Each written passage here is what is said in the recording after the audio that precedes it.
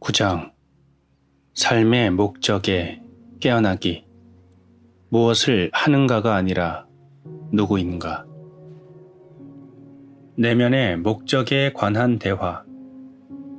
다음의 대화는 진정한 삶의 목적을 찾는 사람들과 내가 나눈 많은 대화들을 압축한 내용이다.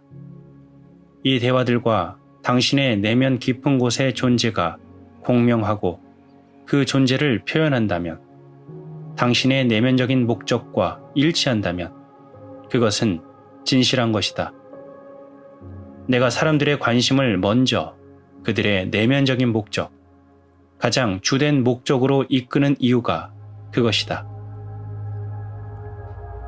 질문. 정확히 그것이 무엇인지는 모르겠지만 내 삶에 어떤 변화가 있기를 나는 원합니다. 삶의 확장을 원합니다.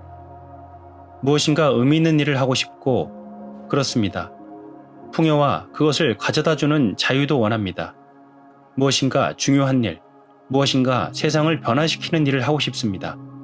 그런데 정확히 무엇을 원하는지 묻는다면 잘 모른다고 말할 수밖에 없습니다. 내가 삶의 목적을 발견하도록 도와줄 수 있습니까? 지금 당신의 목적은 이곳에 앉아 나와 대화를 나누는 것입니다.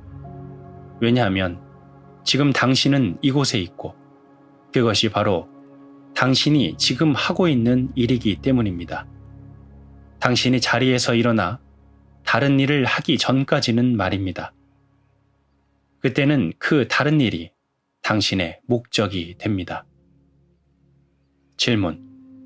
그렇다면 나의 목적은 지금부터 은퇴하거나 해고당할 때까지 앞으로 30년 동안 사무실에 계속 앉아 있는 것이라는 말인가요? 당신은 지금 사무실에 있지 않습니다. 따라서 그것은 당신의 목적이 아닙니다.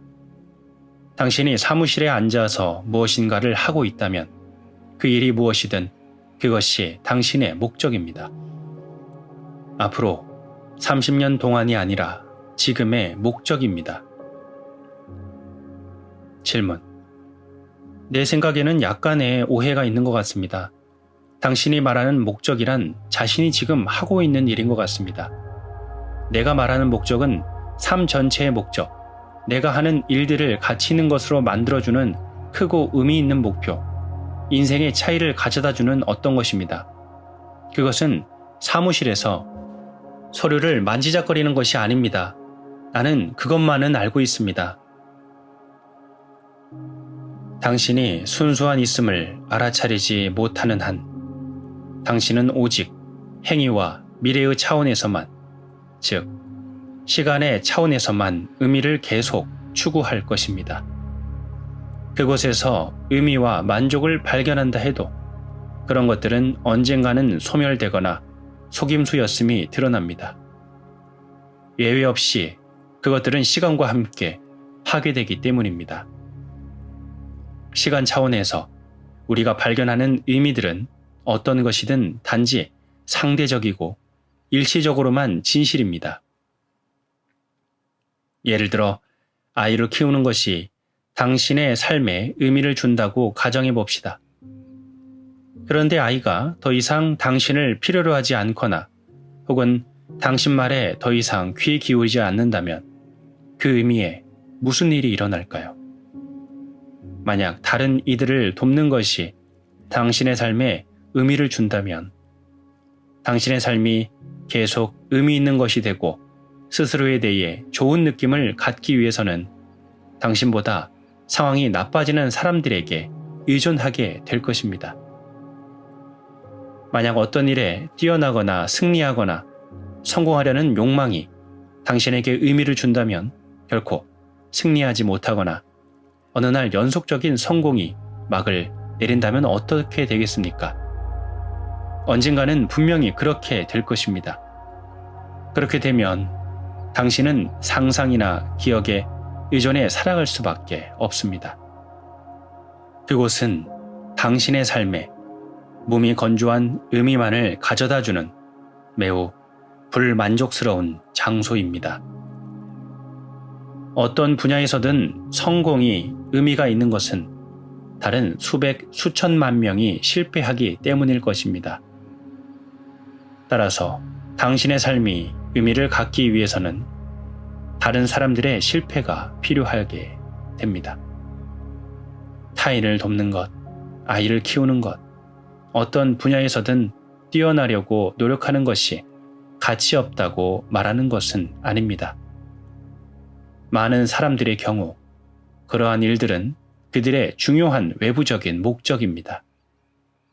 하지만 외부적인 목적만으로는 언제나 상대적이고 불안정하며 일시적입니다. 그러한 활동들에 개입하지 말라는 것이 아닙니다. 그러한 활동들을 내면의 주된 목적과 연결시켜야 한다는 것입니다.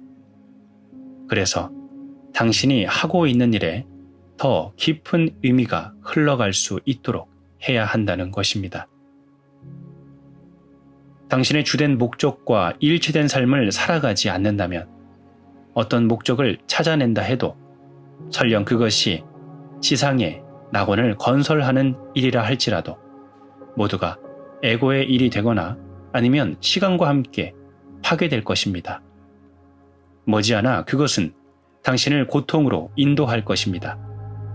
만약 당신이 내면의 목적을 무시한다면 당신이 무슨 일을 하든 설령 영적으로 보이는 일을 한다고 해도 당신이 그 일을 하는 방식 속으로 에고가 몰래 숨어들 것이기 때문에 결국은 수단이 목적을 타락시킬 것입니다.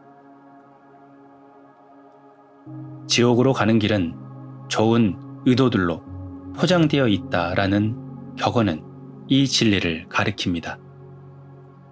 바꿔 말해 목적이나 행위가 먼저가 아니라 그것들이 나오는 곳인 의식 상태가 먼저입니다.